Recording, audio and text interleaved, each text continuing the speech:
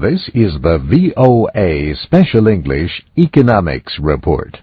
Laws in the United States and other countries treat a corporation like a person. We talked last week about how this idea developed a long time ago.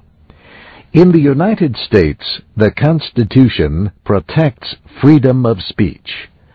The Supreme Court has recognized that this is also true for corporations. But there was still a question about whether corporations could have the same freedom of political speech as real people do. During the 2008 presidential campaign, a non-profit corporation released a film critical of Hillary Clinton.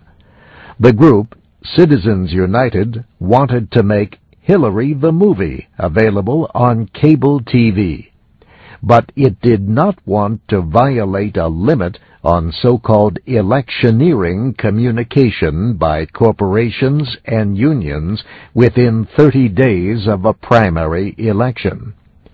Citizens United took the Federal Election Commission to court to fight the law.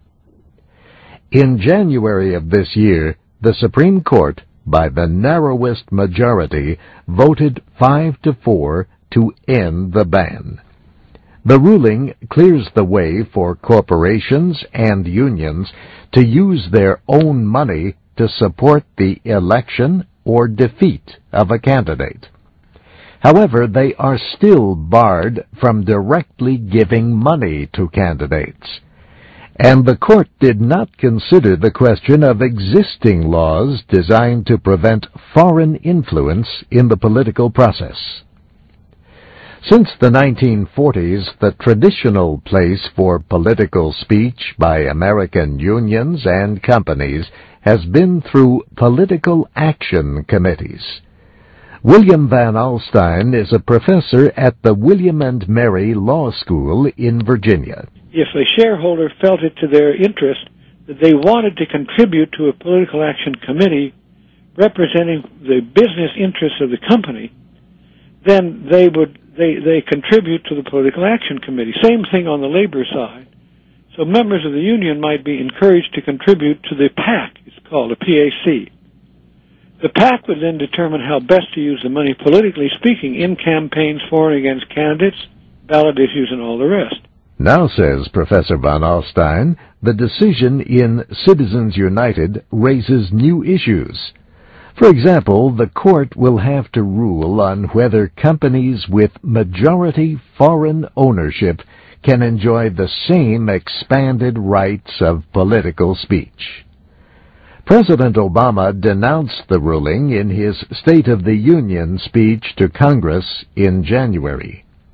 This week, Chief Justice John Roberts told law students that anybody can criticize the Supreme Court. But in answer to a question, he said the setting was very troubling. 6 of the 9 justices, including the Chief Justice, were sitting right in front of the President. And that's the VOA Special English Economics Report, written by Mario Ritter. You can find last week's report on corporations at voaspecialenglish.com. I'm Steve Ember.